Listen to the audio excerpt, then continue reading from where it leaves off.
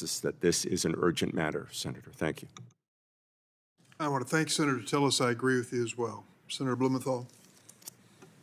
And I agree, and I'd like to be added to your bill. I understand you're pairing Republicans and Democrats, so I hope that another of our Republican colleagues, and more than one, will join so that additional Democrats can be included. But I appreciate your leadership, Mr. Chairman, and the ranking member was absolutely correct. This cause ought to be bipartisan.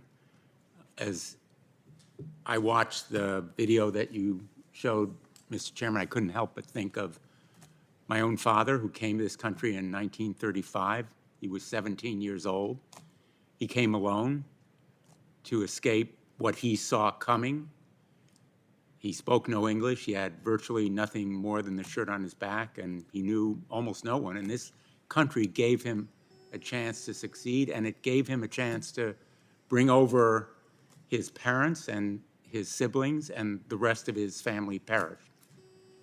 And I had the same feeling of horror when Senator Graham and I visited Bucha and a number of the towns surrounding Kyiv just a couple of months ago and met with President Zelensky. And I think for any American who sees these scenes of horror, who understands what it's like to visit a town like Bucha and talk to the mayor and others there about their losses, what they've seen and heard, those women and children, their hands tied behind their backs and then shot in the head because they had the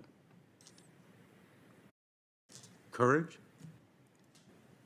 to venture out of their homes, sometimes in search of bread and water. In July, Senator Graham and I led a resolution to designate Russia as a state sponsor of terrorism.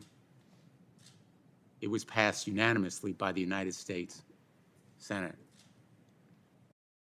We have now introduced legislation that would require that it be designated a state sponsor of terrorism, and I hope it will be adopted as well, both in the Senate and the House, by the same bipartisan majority. It would tighten the sanctions, increase and heighten the consequences for Russia, but it would also permit actions to be brought in the courts of the United States against Russia and others. They would be civilian action, but I wonder if you could talk through some of the additional legal consequences to Russia and to individuals there if Russia is designated as a state sponsor of terrorism. Thank you, Senator. I think I know that all Americans share your revulsion in the wake of the ghastly crimes that have been perpetrated by Russian forces in Ukraine and that continue to be perpetrated. As for the terrorism question, that's beyond my experience or purview at the Department of Justice. What I know of it is that it is ordinarily the Secretary of State who makes the determination whether to add a country to the list, so to speak, of state sponsors of terrorism. As far as consequences are concerned, our work at DOJ in the War Crimes Accountability Team builds on very successful efforts that have come out of the the task force kleptocapture that the Attorney General announced earlier this year.